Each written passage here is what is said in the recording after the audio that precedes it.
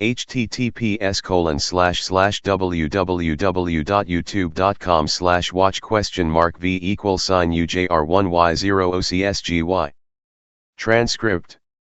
Elijah Harlan was 41 years old, and he believed, truly believed deep in his bones, that a man who builds well never needs to shout about it. He had built everything slowly, carefully, the way his father taught him.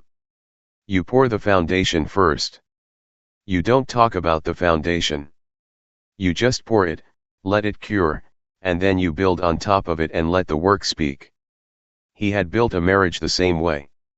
Then, on a Tuesday morning in October, his wife slid divorce papers across a mahogany conference table on the 42nd floor of the Sterling Hargrove building in downtown Atlanta and laughed while she did it. But here is the thing nobody in that room understood. Elijah Harlan wasn't surprised, not even slightly. And that faint, almost invisible smile on his face as he walked out into the rain, that wasn't grief. That wasn't bravado. That was a man who had already finished pouring the foundation and was simply waiting for everyone else to catch up. Before we get into the full story, I want you to stay with me all the way to the end, because what Elijah does over the next 14 months, quietly, patiently, without a single public word, is one of the most satisfying things I have ever had the privilege of telling. So settle in, sweet friend. This one is worth every minute. Now, let's go back to that Tuesday morning in October. Atlanta was doing what Atlanta does in the fall. Half the city golden and beautiful, the other half soaked in cold, relentless rain. The kind of rain that comes sideways, the kind that finds you no matter which way you angle your umbrella. Elijah had driven downtown in his old gray Camry, the same Camry with the cracked dashboard vent and the gospel station that cuts out on I-285. He had a thermos of his mother Gloria's coffee, strong enough to wake a sleeping man, and he was wearing his good charcoal suit, the one he wore to his father's funeral 3 years prior. He had ironed it himself that morning, carefully, the way his father had taught him. Collar first, then the shoulders. He knew what the meeting was about. He had known for 6 weeks. The 42nd floor of the Sterling Hargrove building smelled like money. That particular combination of fresh coffee, leather furniture, and air conditioning set 3 degrees too cold. Floor-to-ceiling windows looked out over downtown Atlanta. The rain streaked the glass in long silver lines. Vanessa was already seated when Elijah walked in. She looked polished and composed, an ivory blazer, fresh highlights, the kind of posture that takes practice to maintain. Beside her sat her mother Renee, a sharp-featured woman who had never quite managed to hide her low opinion of Elijah, and a family lawyer named Bright, who smelled faintly of expensive cologne and cheaper character. On the table between them, a thick stack of papers, neatly bound.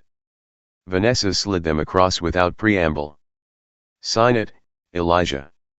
Her voice was calm, almost bored. "I don't need you anymore. Douglas will give me the life I deserve." Elijah looked at the papers. He did not pick them up immediately. He simply looked at them the way a structural engineer looks at a blueprint, methodically, without emotional noise. Renee leaned back in her chair and made a sound somewhere between a laugh and a sigh. "He's just an ordinary black engineer, nothing but a small inheritance from his father." She said it the way people say things they've said 100 times, casually, like stating the weather. The lawyer smiled politely at his notepad. Elijah let the silence sit for a moment. Then he picked up the papers and began reading, slowly, every page, while the rain hammered the windows and Vanessa checked her phone. When he was done, he set the papers down. "I only want to keep the old 2-acre lot behind my father's house," he said. His voice was quiet and even. "The one with the old workshop. That's all." The room went still for 1 second. Then erupted. Renee laughed, a genuine, unguarded laugh. 2 acres of wasteland? She shook her head with something like pity. "He really has nothing but a pile of rusted metal." The lawyer chuckled softly. Even Vanessa's composed expression broke into something sharper. She reached up, twisted the 3-carat diamond off her left hand, slowly, deliberately, and dropped it into the champagne flute sitting at her elbow. The small clink of the ring hitting crystal cut through the laughter with surgical precision. "A farewell gift," she said, "for my little engineer." Elijah watched the ring settle at the bottom of the glass. He watched the champagne bubbles rise around it. Then he picked up the pen. He signed every page, methodically, without hesitation. When he was finished, he removed his own wedding band, a simple gold ring he'd worn for 9 years, and placed it gently on the table beside the stack of papers. Not thrown, not slammed, placed, like the period at the end of a sentence he had been composing for a long time. He stood, buttoned his jacket, and walked out. No argument, no final word, no slammed door, just the sound of his footsteps on the marble floor, and then the soft hiss of the elevator doors closing behind him. Out on the street, the rain hit him immediately, cold and sideways and absolute. He stood on the curb for a moment, his good charcoal suit darkening at the shoulders. He did not run for cover. He simply stood there, eyes forward, breathing the cold air. And then he smiled. Not the wounded smile of a man holding himself together. Not the bitter smile of someone plotting something ugly. A quiet, private smile, the kind you make when everything is finally exactly where you need it to be. A sleek black Rolls-Royce Cullinan glided silently to the curb in front of him. The driver stepped out and opened the rear door without a word. Elijah got in. They thought he had lost everything, but in truth, he had just begun. Stay with me, because what Elijah does in the next 3 weeks will make you wonder whether the quietest man you've ever known might also be the most prepared. 3 weeks after the divorce was finalized, Vanessa Hargrove was live on Instagram.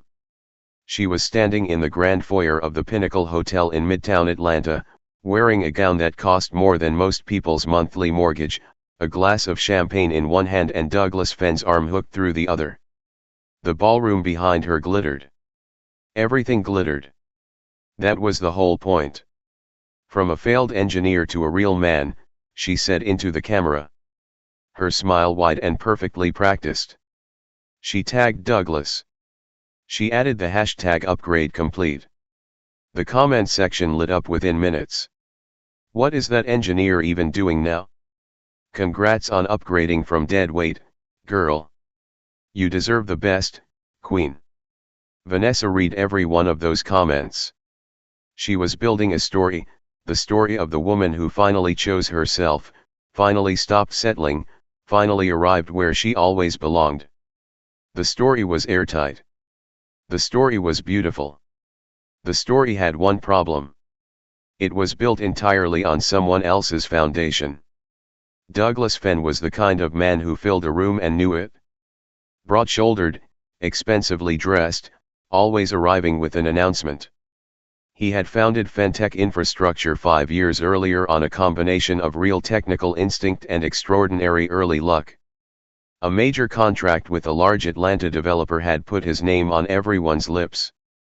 Since then, he had expanded aggressively, borrowed ambitiously, and spoken loudly enough that most people forgot to look closely at the numbers. He drove a white Bentley Bentayga and wore his watch on his right wrist so people would see it faster when he reached for his phone. He had once told a room full of investors that he never lost sleep, not once, because confident men simply didn't. He had no idea who Elijah Harlan was. That was the thing about quiet men. People rarely learn their names until it was too late. 47 miles south of the Pinnacle Hotel, on a 2-acre lot outside Stockbridge, Georgia, the workshop that Renee had called a pile of rusted metal was lit up at 11 o'clock at night. The old workshop had been Elijah's father's, a cinder block building with a corrugated metal roof and a concrete floor stained with 40 years of oil and sawdust and the particular kind of effort that doesn't need an audience. James Harlan had been a civil engineer for the city of Atlanta for 32 years. He had believed in two things with equal seriousness: the Bible and load-bearing infrastructure. He had died leaving both of them intact. Elijah had spent the first night after his divorce sitting on the workshop's front step listening to the Georgia crickets, drinking the last of his mother's strong coffee from the thermos. He had not been grieving. He had been finishing a calculation he had begun 14 months ago. Because here is what very few people understood about Elijah Harlan. 3 years earlier, after his father received a serious cardiac diagnosis, Vanessa had come to him with tears in her eyes. She told him she had found a lump. That the doctors were worried. That she was frightened. Elijah had believed her. Completely, without question. Because she was his wife and he loved her. And that was what you did for the person you had promised your life to. He liquidated his father's entire estate. $214,000 accumulated over a lifetime of careful, disciplined work. He gave every cent of it toward what he believed were Vanessa's medical costs. Specialists, consultations, treatments, follow ups that went on for months. There had been no diagnosis. The money had gone into an account in Vanessa's maiden name. Some of it toward Douglas Finn. The rest toward a version of her future that had no room for Elijah in it. When Elijah discovered the truth, not in a confrontation, not through an accusation, but quietly, the way a structural engineer discovers a hidden crack in a wall, he did not explode. He did not confront. He sat with it for 72 hours, very still, the way men who understand load-bearing structures sit when they find out exactly which beam has been compromised. Then he opened a new folder on his laptop. He labeled it Harlan Infrastructure. And he went to work. Over the 14 months that followed, working through holding companies, patient contract negotiations, and a careful, methodical acquisition strategy, Elijah had done something that nobody had thought to look for. Fintech infrastructure ran on materials. Concrete, steel framing, composite panels, electrical conduit, roofing systems, specialty glass. Every major supplier in Douglas Finn's operational chain, one by one, quietly, Harlan Infrastructure had acquired them all. But supply chain control was only part of what Elijah had built. He had also been tracking something else. Fintech is dead. Douglas had borrowed heavily to finance 2 recent expansion rounds, spreading his loan obligations across 3 separate lending institutions. A common enough strategy, but one that created vulnerability if those obligations were ever consolidated under a single holder. Over the preceding 4 months, through Meridian Structural Partners, a holding company wholly owned by Harlan Infrastructure, Elijah had purchased every one of those loan packages. Quietly. Legally. At fair market value. As of that week, Elijah Harlan held both the supply lines Fintech needed to operate and the debt obligations that kept the company standing. The corkboard in the workshop mapped every thread. He stood before it on a Wednesday evening, sleeves rolled to the elbows, a red marker in his hand. He drew one final connecting line between 2 company names and stepped back. Then he picked up his phone and called his mother. Gloria Harlan answered on the second ring. The familiar music from her Hallmark movie drifted through. One of those November ones where the big city woman comes home and falls in love with the quiet small town man. Gloria had a particular weakness for those. Said they reminded her that common sense still had a fighting chance. "Baby," she said, "you eating?" "Yes, ma'am." "Real food or convenience store food?" "Combination." She made a sound. Elijah James Harlan. "Don't worry, Mom." His voice was warm and even. "Everything is ready." A pause. The Hallmark music swelled. Gloria turned the volume down a notch. "Everything," she said quietly. "Everything." She let out a long breath. "Your daddy would be proud," she said. "Now go eat a real meal." The next morning, Elijah made a different call. Camille Ashford had built Ashford Development Group from a single commercial contract in Birmingham into a firm operating across 7 southern states. She was 39 and she was calm in the way that deep rivers are calm. Still on the surface, tremendous force moving underneath. She had known Elijah professionally for 4 years. Had watched closely how he operated. And had drawn her own conclusions some time ago. Those conclusions were favorable. "Camille," he said when she picked up. "I'm ready to move on the green project, but before that, I need your help with one more thing." A brief, considered silence. "What kind of thing?" she said. "The kind that requires patience and a level head." "I trust you, Elijah." She said it simply, the way a person states something they stopped questioning a while ago. He thanked her and ended the call. Back at the Pinnacle Hotel, 47 miles away, Vanessa and Douglas were cutting the engagement cake. A 6-tier fondant tower with gold leaf and their initials intertwined. The crowd applauded. A second bottle of crystal was opened. Vanessa leaned into Douglas's shoulder and laughed at something he whispered. And she had never felt more certain of anything. At Fulton County Airport, a black Sikorsky S-76C helicopter sat on the tarmac. The rotors were beginning to turn. The pilot glanced back. "Destination, sir." Elijah fastened his seatbelt and adjusted his collar. "The Pinnacle," he said, right when they cut the cake. "Have you ever wondered whether the quietest person in the room might, in fact, be the most prepared one? Because what happens when that helicopter lands will answer that question completely."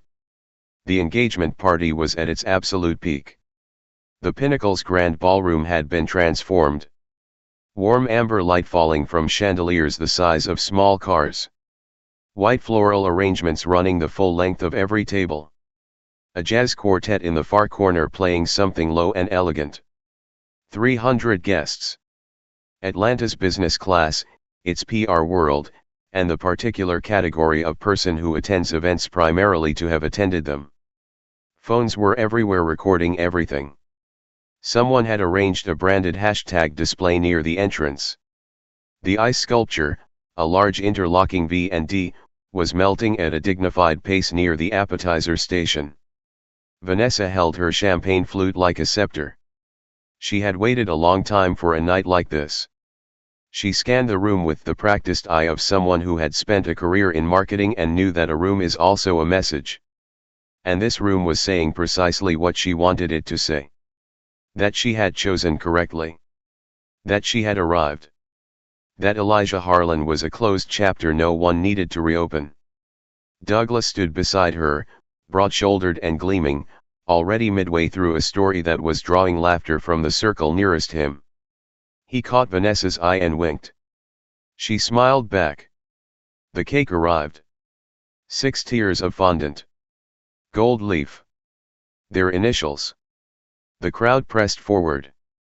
The quartet shifted to something slower. Vanessa reached for the cake knife. And then the building shook. Not an earthquake, though for half a second it registered that way. A deep, rhythmic thunder that rattled the ballroom windows and set 300 people looking up at the ceiling simultaneously. Rotors. Someone near a window said it first, low and disbelieving. "There's a helicopter on the roof." The music stopped. Not gradually. Cut, as if someone had pulled a wire. The jazz quartet lowered their instruments and stared upward along with everyone else. Then the rooftop access door opened. Wind entered first. A cold rush of October air that swept across the ballroom floor and sent cocktail napkins skittering. The amber light flickered once. And through that door, moving with the unhurried, measured stride of a man who is prepared for exactly this moment and is in no rush whatsoever, came Elijah Harlan. Dark suit, no tie, one shirt button open at the collar. He looked rested in a way that was almost offensive given the circumstances. Like a man who had been sleeping well for the first time in years, which was, in fact, exactly true. 300 people stared at him. Phones swung in his direction. Live streams that had been broadcasting Vanessa and Douglas now tracked automatically toward the disruption at the door. The hashtag Elijah Harlan is that guy would begin trending across Atlanta in approximately 8 minutes. Though Elijah was not aware of this, and would not have changed anything if he had been. He walked into the center of the ballroom as though he had designed the room himself. Vanessa's composure, that carefully maintained ivory blazer composure she had been projecting since October, cracked in real time. Her face moved through 4 expressions in about 2 seconds. Shock, fury, something that briefly resembled fear, and then a reconstruction of fury laid firmly on top of it. Elijah. Her voice was sharp. How dare you show up here? Elijah did not look at her. He looked at Douglas Finn. Douglas had drawn himself to full height. His jaw was set. His eyes hard and calculating in the way men's eyes go when their performance is suddenly at risk. Security. He said it with flat authority. No yelling, just the steady tone of a man who expected immediate compliance. 4 members of the venue security detail stood along the wall. Not one of them moved. The head of the team, a broad man named Marcus who had worked Atlanta events for 12 years, lowered his gaze toward the floor. His voice was quiet, but reached every corner of the room in the total silence. I'm sorry, Mr. Finn. We signed a new service contract last week with Harlan Infrastructure. The air in the room changed. It changed the way air changes right before a serious storm. Not violently, but completely. Something that had been present one moment was gone the next, replaced by something heavier and more sober. Douglas looked at Marcus. Marcus did not look up. Elijah reached inside his jacket and removed a sealed envelope. He crossed the room and set it in Douglas Finn's hands with the same quiet deliberateness he had used to place his wedding ring on a conference table 3 weeks before. Congratulations on your engagement, Elijah said. This is your company's supply chain audit. Douglas stared at the envelope. He didn't want to open it in front of 300 people. And yet, his hands were already tearing the seal. Not because he chose to, but because some deep professional instinct already knew. The part of a man who understands structures always knows when something is wrong with a building, even before the engineer shows him the report. The pages inside were clean, organized, and exact. Each one outlined a supplier, a contract date, and an acquisition record. Douglas turned the first page, then the second, then the third. His face went gray. Concrete supply, Harlan Infrastructure, acquired 14 months ago. Steel framing, Harlan Infrastructure, acquired 11 months ago. Composite panels, electrical conduit, roofing systems, specialty glass, Harlan Infrastructure, Harlan Infrastructure, Harlan Infrastructure, Harlan Infrastructure. Page after page after page. Every single materials vendor that FinTech depended on to operate, every supply contract, every fulfillment relationship, had been quietly, methodically, entirely acquired by Elijah Harlan while Douglas Finn was attending events like this one and telling rooms full of people that he never lost sleep.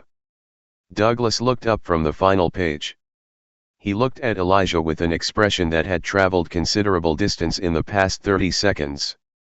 From disbelief through calculation to something involuntary and honest that was very close to recognition.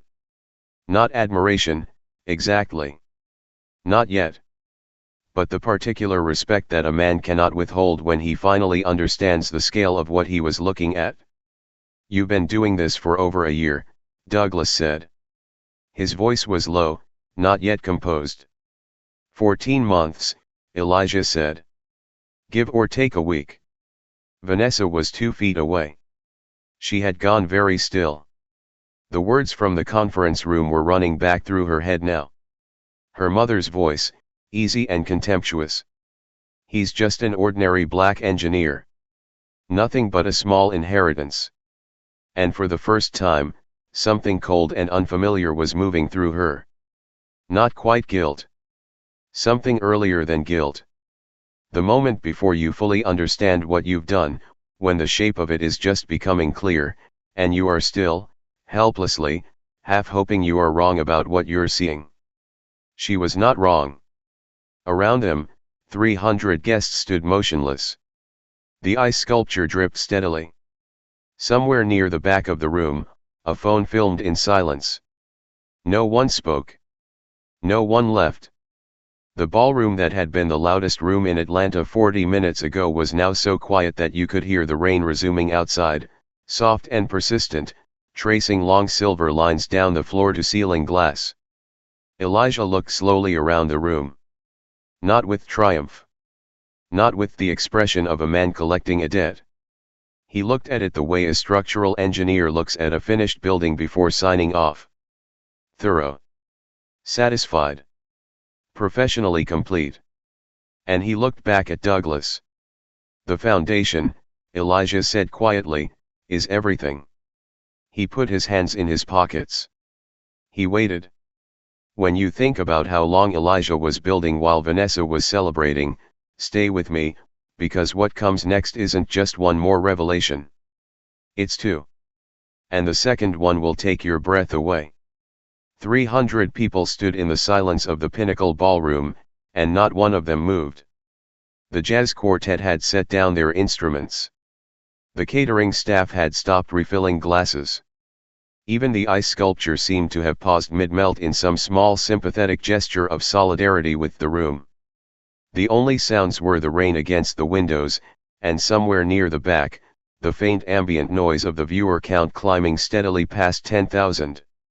Douglas Finn held the audit report in both hands. He had stopped turning pages. His eyes were fixed on Elijah with an expression that had taken its time arriving. Disbelief first, then calculation, and now something that had the reluctant, honest quality of a man who has finally understood the full dimension of the situation he is standing in. Elijah stood in the center of the room and let that understanding arrive at its own pace. Vanessa spoke first. Elijah. Her voice had shed the cold authority it carried in the 42nd floor conference room. It wasn't begging, not yet, but it had lost several layers of certainty and was standing there in something considerably thinner. Whatever you think you're doing, this isn't the place. This isn't the time. Elijah turned to look at her. Just turned. Slowly. The way a man turns when he has something to say and has been deciding for a long time whether it is worth saying. I'm not here to ruin your party, Vanessa. His voice was measured and low, carrying the way voices carry in very quiet rooms. I'm here to return what you took and to reclaim what's mine. He reached into the inside pocket of his jacket and removed a second document. Not an envelope this time, but a clear presentation folder, organized in clearly labeled sections with dates, figures, account records, and supporting documentation. He set it on the nearest table and opened it. 3 years ago, he said, after my father was diagnosed with a serious heart condition, you came to me in tears. You said you had found a lump, that your doctors were worried, that you were afraid. He paused for a moment. Not for effect, but because the words still carried weight even now. I gave you everything. $214,000 from my father's estate. Because you were my wife, and I trusted you completely. The ballroom was absolutely still. Vanessa's eyes moved quickly to the lawyer who had attended her divorce meeting, who was now studying the floor pattern with great concentration. To Douglas. Back to Elijah. There was no medical diagnosis, Elijah continued, turning a page. These are records from a bank account opened under your maiden name 18 months into our marriage. These are the transfer records showing where the funds went. And this, he turned one more page, is a certified statement from the specialist whose name appeared on the documents you submitted to me. He closed the folder. He did not need to read further. Douglas Finn had gone very still. He was looking at Vanessa with eyes that had changed. They were cold now and calculating in the way that men's eyes go when they realize they have been standing on someone else's untruth and the ground beneath them is no longer stable. You lied to me. He said it quietly without drama. The flat, precise tone of a man stating something he half knew and is only now permitting himself to confirm. From the very beginning, Vanessa opened her mouth. She closed it. Was any of it real? His voice did not rise. That, somehow, was worse than if it had. Any of it at all? Vanessa looked at Elijah. As if, incredibly, she expected him to intervene on her behalf. He didn't. Elijah reached into the folder once more and removed a single final page. He set it on the table with the same unhurried care he applied to everything. I've also acquired the debt portfolio backing Fintech's last 2 expansion rounds, he said. His voice was steady and entirely professional, carrying none of the heat the moment could have justified. 3 separate lending institutions sold your consolidated loan obligations to a holding company called Meridian Structural Partners over the past 4 months. Meridian is wholly owned by Harland Infrastructure. He looked at Douglas directly. As of 9 o'clock this morning, the debt is mine. Which means the operating authority over Fintech's core assets now belongs to Harland Infrastructure. The silence that followed was different from all the silences that had come before in that room. It was total. It was the silence of 300 people absorbing simultaneously the full architecture of what they had just witnessed. Not a confrontation. Not a scene. Something far more unsettling. A plan. 14 months in the making. Executing with the quiet, irreversible precision of a foundation settling into place. Douglas's hands lowered. The audit report slipped from his fingers and fell against the table with the soft, deflated sound of pages losing their grip. He sat down. Not purposefully, but the way a man sits when his legs decide before his mind does. Vanessa moved. Her instinct, the instinct of a woman who had spent a career managing narratives, was to move toward the center of the room where she might still find some angle of control. She took 2 steps then stopped. Because there was no narrative left. There was only the ballroom. The documents on the table. The 300 witnesses. And the sound of rain steady against glass. She sank to her knees. Not gracefully. Not performatively. Her legs simply gave way and she went with them, kneeling on the polished floor of her engagement party in her gown and her gold leaf evening. And what came out of her was real in a way that very little about the past 3 years had been. Elijah. Her voice was raw. I'm sorry. I know what I did. I know it. Please. Elijah looked at her. He looked at her fully. The way he had always looked at things. Without flinching. Without looking away. He saw the woman he had married and loved honestly for 9 years. He saw the woman who had dropped his wedding ring into a champagne glass and left. He saw his father's life savings assembled dollar by dollar over 32 years of early mornings and late nights and careful, unglamorous work. He looked at all of it. And then he spoke. Quietly. Not to Vanessa and not to Douglas. But into the absolute stillness of the room. The way people speak when they are finally saying something true out loud after a very long time. I stayed silent because I loved her. A breath. Now I stay silent because she is no longer someone I need to address. He buttoned the single button of his jacket. He picked up the presentation folder. He walked back toward the rooftop access door. The same door through which the October wind had come. At the same unhurried pace with which he had entered. No backward glance. No parting gesture. The door opened. The cold air came through. The door closed behind him. Seconds later, the rotors filled the building. Rising, then fading, then gone entirely. Leaving only the rain and the silence and the 300 people who stood in it. None of them moving. All of them certain they had just witnessed something they would be telling for the rest of their lives. Vanessa remained on the floor of the ballroom. She made no sound. The champagne in the nearest glass had gone flat. The cake stood untouched. The ice sculpture continued its quiet, indifferent work of becoming water. Outside, the rain came down long and silver on the windows of the Pinnacle Hotel. Stay with me. Because what Elijah chooses to do with his victory in the next 48 hours is not what most people would expect. And it may be the most important part of this entire story. By morning, Atlanta had opinions. The live streams from the Pinnacle Ballroom had spread the way fire spreads in dry weather. Fast, complete and not particularly selective about what it consumed. By 2 o'clock in the morning, the clips were circulating on local news feeds. By 6 o'clock, regional business outlets were running summaries. Within 48 hours, the story had been covered, dissected, and turned into content by hundreds of accounts Elijah had never heard of and would not have cared about if he had. The headline that ran in the Atlanta Business Chronicle was the one Gloria Harland cut out with scissors and taped to her refrigerator right beside the framed photograph of James. Harland Infrastructure acquires fintech assets in strategic move. Founder Elijah Harland emerges as major force in Southern construction market. She made herself a cup of coffee. She sat at her kitchen table in Stockbridge. She read it 4 times.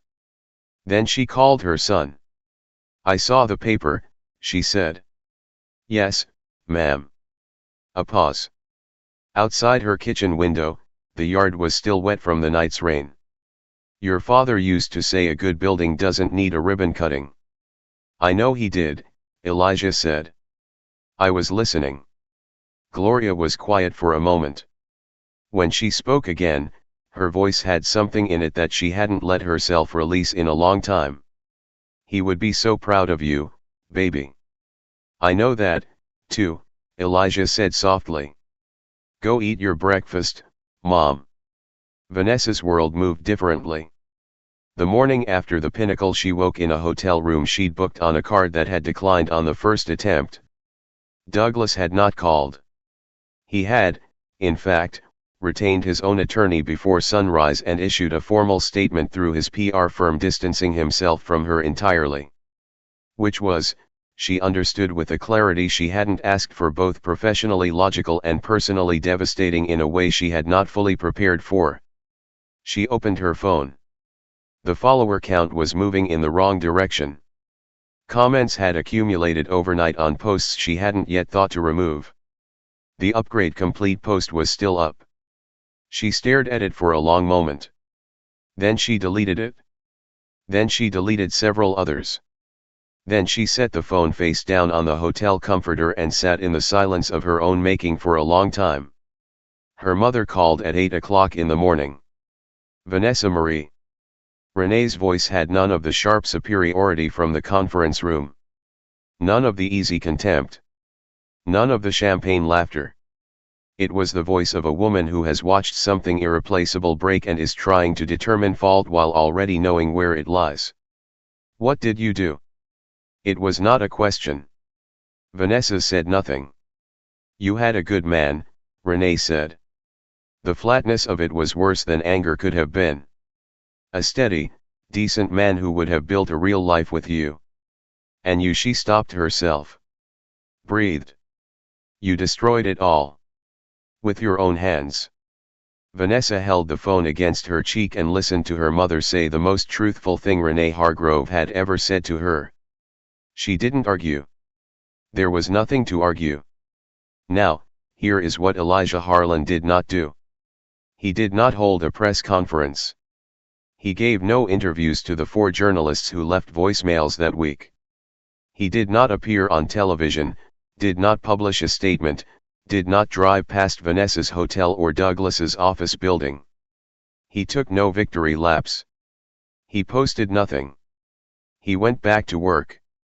3 days after the Pinnacle, Elijah sat with his attorneys and executed a series of financial transfers that took most of the morning. Every dollar repaid under the civil settlement terms, the full $214,000 plus applicable interest, moved from Harlan Infrastructure's operating account into a newly established charitable foundation. The foundation was named the James R. Harlan Memorial Fund for Structural Education. Its mission, scholarship support for Black engineering students at Georgia's public universities. Elijah signed the incorporation documents at the drafting table in the old workshop using the plain blue Bic ballpoint that had lived in the top drawer of his father's desk for 32 years and had signed every engineering certification James Harlan had ever produced. The most ordinary pen in the room, the one Elijah would have chosen if he'd had every pen in Atlanta to pick from. He signed. He held the pen for a moment. Then he placed it back in the drawer. The press release that followed was brief, precise, and issued on a Friday afternoon. The time slot professionals use when they want information to land without fanfare. Harlan Infrastructure and Ashford Development Group were entering a formal partnership to develop a landmark green infrastructure corridor across 5 southern states. The project scope was extensive. The timeline was ambitious. The lead on design and execution was Elijah Harlan. The project was, not incidentally, the same initiative Douglas Finn had spent an entire industry gala announcing that FinTech would be leading. Douglas Finn, at the time of the press release, was in preliminary restructuring discussions with his attorney. Atlanta's business community, which has always operated on an intricate economy of reputation and carefully passed story, processed the events of that October with the measured, thorough quality it reserves for lessons it considers important. Vanessa and Douglas became the season's cautionary tale. Not with cruelty, not with sustained mockery, but with the quiet collective authority of a community that had watched something unfold and wanted to make sure it was properly remembered. At dinner tables and in lobby conversations and over coffee after early church services, people who had been in that ballroom said a version of the same thing in a version of the same tone. You know, I never really noticed him. He was always just there. Quiet, patient. And then one night, that helicopter. They shook their heads. They smiled. But the moment that matters most in Elijah Harlan's story doesn't happen in a boardroom or a ballroom or a headline.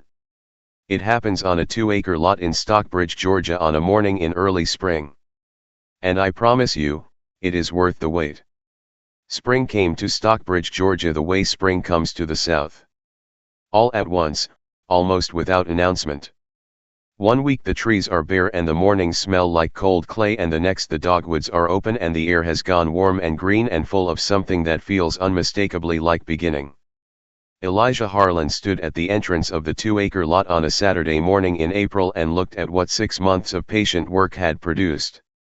The cinder block workshop was still there. He had kept it deliberately, restored rather than demolished, because some things earn their place not through impressiveness but through honesty. But surrounding it now, rising from the Georgia clay with clean lines and generous windows and the particular quiet beauty of a building designed for purpose rather than display, was something new. The James R. Harlan Institute for Structural Engineering, a research center and scholarship facility, modest in scale, exceptional in finish. The kind of building that does not announce itself from the road but earns you completely once you step inside. Elijah had his father's thermos with him, refilled now with his own coffee, made the same way, same strength. And he was standing at the front entrance looking at the building when he heard footsteps on the gravel path behind him. Camille Ashford came up beside him. She was wearing a gray jacket and heels that were entirely impractical for gravel, navigating them with the composed ease of a woman who has long since decided not to let small impracticalities alter her direction. She had driven down from Atlanta that morning. He hadn't asked her to come. She had simply known it was the day, the way people who pay close, real attention to other people tend to know things. She stood beside him and looked at the building. They were quiet together. The kind of quiet that only exists between people who have been through something real side by side and come out on the other end still trusting each other. You know what strikes me? Camille said after a moment.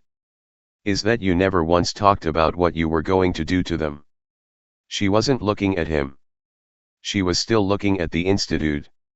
You only ever talked about what you were going to build. Elijah turned to look at her. Because that was the part that mattered. He said. Camille turned to face him then. That's exactly why you won. No fanfare, no dramatic declaration.